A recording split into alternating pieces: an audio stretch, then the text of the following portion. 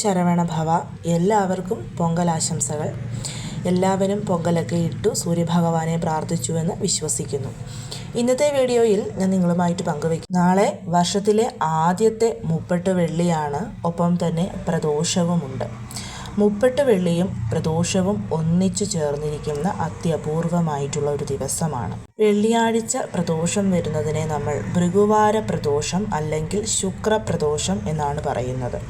മുപ്പട്ട് വെള്ളിയാഴ്ച നമ്മൾ വ്രതമെടുത്ത് ലക്ഷ്മി ദേവിയെയും ഗണേശനെയും പ്രാർത്ഥിച്ചാൽ നമ്മുടെ വീട്ടിലോട്ട് സമ്പൽ സമൃദ്ധിയും ഐശ്വര്യവും വന്നു ചേരും. വീട്ടിൽ വലിയ രീതിയിലുള്ള ധനനഷ്ടവും ബുദ്ധിമുട്ടുകളും ദാരിദ്ര്യവും ഒക്കെ ഉള്ളവർ നിങ്ങൾക്ക് നാളെ വ്രതമെടുക്കാവുന്നതാണ്. സൂര്യ ഉദയം മുതൽ സൂര്യ അസ്തമയം വരെയാണ് നമ്മൾ വെള്ളിയാഴ്ച വ്രതമെടുക്കുന്നത്. വെള്ളിയാഴ്ച വ്രതത്തിൽ നിങ്ങൾക്ക് ഭക്ഷണമൊക്കെ കഴിക്കാവുന്നതാണ്. ഒരു നേരം അരിയാഹാരം കഴിച്ച് ബാക്കി 2 നേരവും മറ്റെന്തെങ്കിലും ഫുഡ് കഴിക്കാം. വെള്ളിയാഴ്ച നമ്മൾ വിശന്നിരുന്നു കൊണ്ട് ഒരിക്കലും വ്രതമെടുത്ത് ലക്ഷ്മി ദേവിയെ പ്രാർത്ഥിക്കരുത്. അങ്ങനെ നമ്മൾ സൂര്യ ഉദയത്തിന് മുൻപുണർന്ന് കുളിച്ച് ദേവിയോട് 12 വെള്ളിയാഴ്ചകൾ, അതായത് എല്ലാ മാസവും മലയാള മാസത്തിൽ വരുന്ന വെള്ളിയാഴ്ചയാണ് നമ്മൾ മുപ്പട്ട് വെള്ളി എന്ന് പറയുന്നത്, മലയാള മാസത്തിലെ ആദ്യത്തെ വെള്ളി. അപ്പോൾ 12 മാസവും തുടർച്ചയായി നമ്മൾ വ്രതം എടുത്തേക്കാം.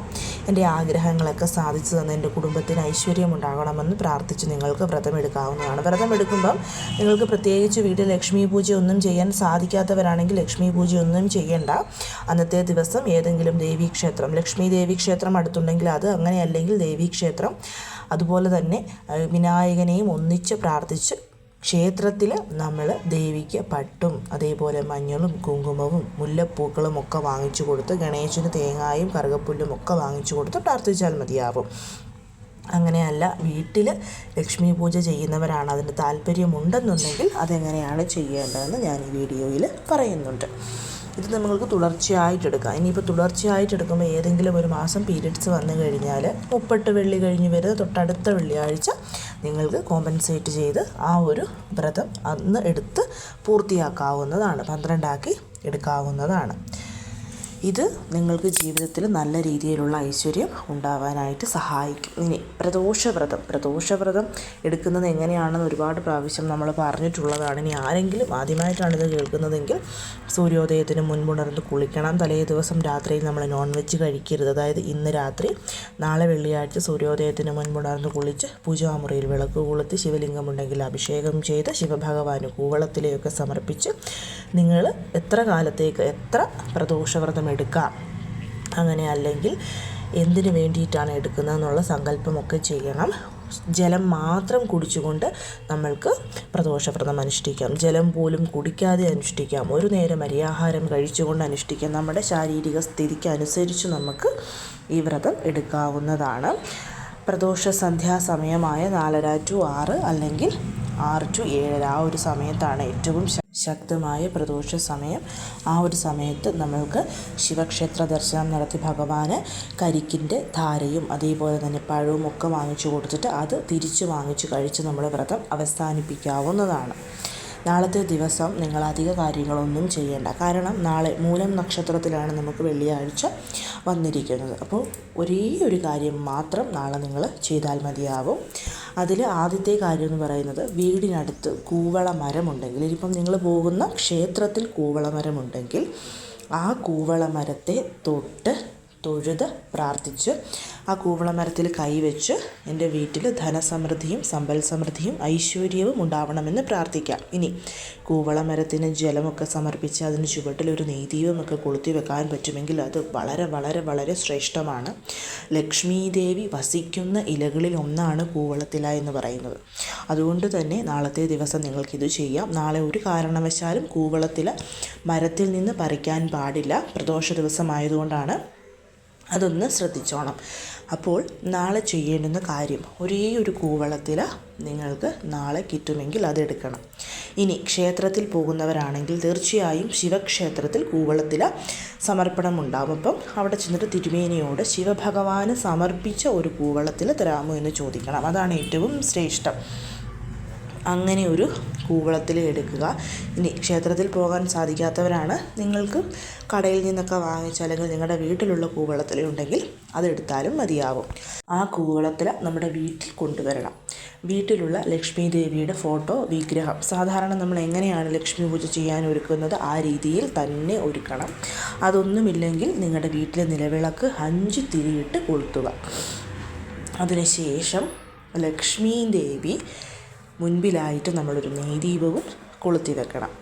കൊളുത്തി വെച്ചതിന് ശേഷം ലക്ഷ്മി ദേവിക്ക് മുൻപിലായിട്ട് ഒരു പാത്രത്തിൽ അല്ലെങ്കിൽ ഒരു വാഴയിലയിലോ വെറ്റിലയിലോ ഈ ഒരു കൂവളത്തിൽ വെക്കുക. ഇനി നിലവിളക്കാണ് കൊളുത്തിയിട്ടുള്ളതെങ്കിലും നിങ്ങൾ ആ നിലവിളക്കിനടുത്തായിട്ട് ഈ കൂവളത്തിൽ വെക്കുക.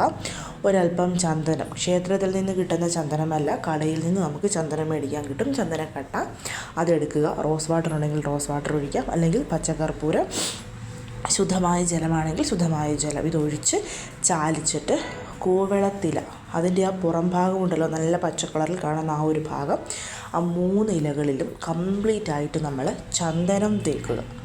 ചന്ദനം നല്ല രീതിക്ക് തന്നെ, ഒത്തിരി കട്ടിക്ക് തേക്കണം എന്നല്ല ഉദ്ദേശിക്കുന്നത്, ചന്ദനമാണെന്ന് നമുക്ക് അറിയണം. അത് ഉണങ്ങും, കുറച്ച് കഴിയുമ്പോഴത്തേനും അത് ഉണങ്ങും. അത് ഉണങ്ങുന്നതിന് മുൻപായിട്ട് തന്നെ ഒരല്പം കുങ്കുമം എടുത്ത് റോസ് വാട്ടറും അല്ലെങ്കിൽ ശുദ്ധമായ ജലമോ അതും പച്ചക്കർപ്പൂരവും കൂടിയിട്ട് മിക്സ് ചെയ്തിട്ട് അതിന് പുറത്തായിട്ട് ശ്രീം എന്ന് എഴുതണം. നമ്മൾ ആദ്യം കൂവളത്തിലയിൽ ചന്ദനം തേച്ചു.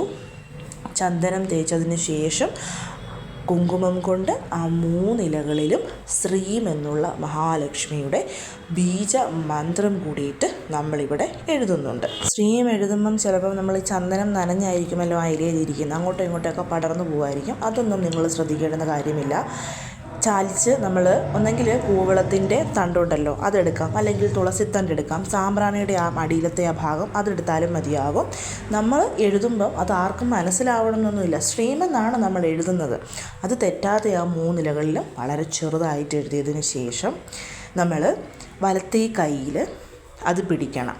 വലത്തേ കൈക്ക് മുകളിലായിട്ട് നമ്മളത് വെച്ചിട്ട് ഇടത്തേ കൈയിൽ, എല്ലാവരുടെ വീട്ടിലും ജപമാല ഉണ്ടാവുമല്ലോ, താമര വിത്ത് കൊണ്ടുള്ള ജപമാല ഉണ്ടെങ്കിൽ അതെടുക്കുന്നതാണ് ഏറ്റവും ശ്രേഷ്ഠം. ഇല്ലെങ്കിൽ നിങ്ങൾ എന്ത് ജപമാല കൊണ്ടാണോ മന്ത്രങ്ങൾ ഉച്ചരിക്കുന്നത് ആ ജപമാല എടുത്ത് കയ്യിൽ പിടിച്ചിട്ട് ശ്രീം എന്നുള്ള മഹാലക്ഷ്മിയുടെ ബീജമന്ത്രം നമ്മൾ 108 പ്രാവശ്യം ഇവിടെ ജപിക്കണം.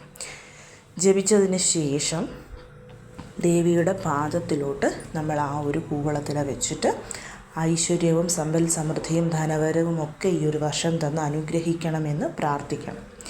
പ്രാർത്ഥിച്ചതിന് ശേഷം അത് അന്നത്തെ ദിവസം മുഴുവൻ അവിടെ ഇരുന്നോട്ടെ.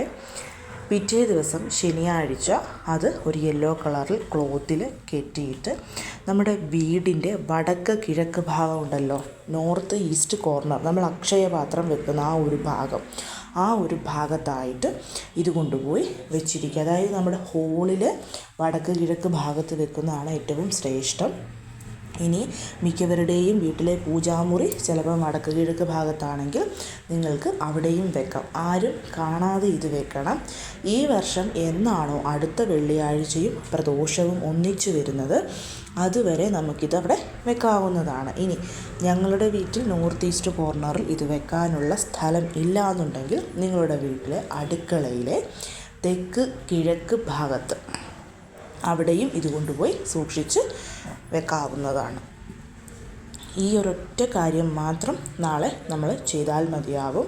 ഇതുവഴി വീട്ടിലോട്ട് നല്ല രീതിയിലുള്ള ധനവരവും ഐശ്വര്യവും ഉണ്ടാവുന്നതാണ്. അതേപോലെ തന്നെ നാളത്തെ ദിവസം ശിവഭഗവാന് മുൻപിൽ 11 ദീപങ്ങൾ കൊളുത്തി വെച്ച് പ്രാർത്ഥിക്കുന്നത് വളരെ വളരെ ശ്രേഷ്ഠമാണ്. ശിവക്ഷേത്രത്തിൽ പോകുമ്പോൾ നിങ്ങൾക്ക് അവിടെ ചെയ്യാവുന്നതാണ്, അങ്ങനെ അല്ലെങ്കിൽ വീട്ടിൽ ചെയ്യാം. അതിനിപ്പോൾ 11 ദീപങ്ങളെന്ന് പറയുമ്പോൾ നമ്മൾ ചെയ്യേണ്ടത് ചെറുതായിട്ട് പിരിച്ച് നമ്മൾ നൂലെടുക്കണം. കോട്ടൻ്റെ നൂല് അത് 11 എണ്ണം ആക്കിയിട്ട് അതൊന്നിച്ച് ഒറ്റ തിരിയാക്കി നമുക്ക് ഭഗവാന് മുൻപിൽ കൊളുത്താം. അല്ലാണ്ട് 11 ദീപങ്ങൾ സെപ്പറേറ്റ് ആയിട്ട് കൊളുത്തണം എന്നില്ല.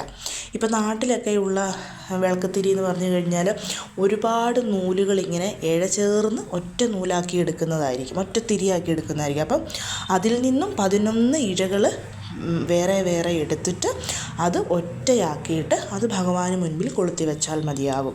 അങ്ങനെയല്ല, പഞ്ഞിത്തിരിയാണ് നമ്മുടെ കയ്യിലുള്ളതെങ്കിൽ ആ പഞ്ഞിത്തിരി, ഒരേ ഒരു പഞ്ഞിത്തിരിയിൽ നിന്ന് നമുക്കൊരു 4-5 എണ്ണമൊക്കെ വളരെ കട്ടി കുറച്ച് പിരിച്ചെടുക്കാൻ പറ്റും. എന്നിട്ട് ആ 11 തിരികളും കൂടി ഒന്നിച്ചാക്കി കയ്യിൽ വെച്ച് പിരിച്ച് അത് ഒറ്റ തിരിയാക്കി ഭഗവാന് മുൻപിൽ കൊളുത്താവുന്നതാണ്. അല്ലാണ്ട് സെപ്പറേറ്റ് നമുക്ക് 11 ദീപങ്ങൾ തന്നെ കൊളുത്തണമെന്നില്ല. 11 തിരി കൊണ്ടുള്ള ഒരു ദീപം, അതാണ് ഇവിടെ ഉദ്ദേശിക്കുന്നത്. അങ്ങനെ കൊളുത്തി പ്രാർത്ഥിക്കുന്നത് വളരെ നല്ലതാണ്. അത് നിങ്ങളുടെ വീട്ടിലുള്ള ശിവഭഗവാന്റെ ഫോട്ടോയ്ക്ക് മുമ്പിലോ അല്ലെങ്കിൽ ശിവലിംഗത്തിന് മുൻപിലായിട്ട് കൊളുത്താവുന്നതാണ്. അതേപോലെ നാളത്തെ ദിവസം ക്ഷേത്ര ദർശനം നടത്തുമ്പോൾ 2026 തുടക്കമാണ്. തീർച്ചയായിട്ടും ക്ഷേത്രത്തിൽ ഭഗവാന് മുല്ലപ്പൂവ് സമർപ്പിക്കണം. മുല്ലപ്പൂ മാലയോ മുല്ലപ്പൂക്കളോ മതിയാവും. ദാമ്പത്യ സൗഖ്യത്തിന് വേണ്ടിയിട്ടാണത്. അത് പ്രാർത്ഥിച്ചുകൊണ്ട് തന്നെ നമ്മളിത് ഭഗവാന് സമർപ്പിക്കണം. ഇനി ക്ഷേത്രത്തിൽ പോകാൻ സാധിക്കില്ലെങ്കിൽ വീട്ടിലുള്ള ശിവലിംഗത്തിനോ ശിവപാർവതി ഫോട്ടോയ്ക്കോ സമർപ്പിക്കാം. ഒപ്പം തന്നെ ഉറുമ്പുകൾക്ക് നാളത്തെ ദിവസം അരിപ്പൊടിയിൽ ശർക്കരയോ കൽക്കണ്ടമോ അല്ലെങ്കിൽ പഞ്ചസാരയോ ഇട്ട് മിക്സാക്കി അത് കൊടുക്കാൻ മറക്കരുത്. അത് നമ്മുടെ ദാരിദ്ര്യ ദുഃഖം മാറാൻ വേണ്ടിയിട്ടാണ്. അതേപോലെ ഭഗവാന് ക്ഷേത്രത്തിൽ കരിക്ക് ധാര, അതിപ്പം ക്ഷേത്രത്തിൽ പോയി നിങ്ങൾക്ക് ചെയ്യാൻ പറ്റുമെങ്കിൽ അങ്ങനെയല്ല, വീട്ടിൽ ശിവലിംഗം ഉണ്ടെങ്കിൽ അതിനാണെങ്കിലും ചെയ്യാവുന്നതാണ്. അത് നമ്മുടെ സാമ്പത്തിക ഭദ്രതയ്ക്ക് വേണ്ടിയിട്ടാണ്. അപ്പോൾ ഈ 3 കാര്യം ചെയ്താൽ അത്രയും നല്ലത്. അല്ലെങ്കിൽ ഇതിലേതാണോ നിങ്ങൾക്ക് അത്യാവശ്യമായിട്ടുള്ളത് ആ കാര്യം ചെയ്ത് മഹാദേവനോട് പ്രാർത്ഥിക്കാവുന്നതാണ്. നാളത്തെ ദിവസം ഞാൻ ഈ പറഞ്ഞ ലക്ഷ്മി പൂജ നിങ്ങൾക്ക് സാധാരണ നമ്മൾ ശുക്രഹോര സമയത്താണ് ചെയ്യുന്നത്, 8 to 9. ഈ ഒരു കാര്യം 4:30 മുതൽ 6:30 വരെയുള്ള ആ ഒരു സമയത്തിനിടയ്ക്ക് പ്രദോഷ സന്ധ്യാസമയത്ത് ചെയ്യുന്നതാണ് ഏറ്റവും ശ്രേഷ്ഠമായിട്ടുള്ള കാര്യം എന്ന് പറയുന്നത്. അതുകൊണ്ട് ആ ഒരു സമയത്തിൽ ഇത് ചെയ്യാനായിട്ട് ശ്രമിക്കണം. ഇനി ആ സമയത്ത് ചെയ്യാൻ സാധിക്കില്ല. ഇപ്പോൾ ചിലരൊക്കെ ക്ഷേത്രത്തിൽ പോകുമായിരിക്കും. ക്ഷേത്രത്തിൽ പോയിട്ട് അവിടുന്ന് പൂവളത്തിലേക്ക് വാങ്ങിച്ചിട്ട് വരാൻ ലേറ്റ് ആകുന്നുണ്ടെങ്കിൽ നിങ്ങൾക്ക് 8 to 9 വരുന്ന ശുക്രഹോര സമയത്ത് ഇത് ചെയ്യാവുന്നതാണ്. നമ്മൾ നാളെ പ്രത്യേകിച്ച് വേറെ വലിയ രീതിയിലുള്ള ലക്ഷ്മി പൂജ ചെയ്യാത്തതിൻ്റെ കാരണം എന്ന് പറയുന്നത് മൂലം നക്ഷത്രത്തിലാണ് ഈ പ്രാവശ്യം വന്നിരിക്കുന്നത്. മൂലം എന്ന് പറയുന്നത് ശാന്തി ചെയ്യുന്ന നക്ഷത്രമാണ്. പ്രത്യേകിച്ച് അലക്ഷ്മി ദേവിക്ക് പ്രിയപ്പെട്ട നക്ഷത്രം കൂടിയിട്ടാണ്. ലക്ഷ്മി ദേവിയുടെ ജ്യേഷ്ഠത്തിയായിട്ടുള്ള അലക്ഷ്മി ദേവി, അതായത് മൂദേവി എന്നൊക്കെ നമ്മൾ പറയുമല്ലോ. അതുകൊണ്ടാണ് നമ്മൾ ആ ഒരു ദിവസം പ്രത്യേകിച്ച് വലിയ രീതിയിലുള്ള ലക്ഷ്മി പൂജകൾ ചെയ്യാത്തതിൻ്റെ കാരണം. പ്രദോഷം വന്നിരിക്കുന്നത് കൊണ്ടാണ് നമ്മൾ ഈ ഒരു കാര്യം ചെയ്യുന്നത്. അപ്പം നാളെ എല്ലാവരും ഈ കാര്യം ചെയ്യാൻ ശ്രമിക്കണം. എല്ലാവരെയും മുരുകൻ അനുഗ്രഹിക്കട്ടെ. ഓം ശരവണ ഭവ.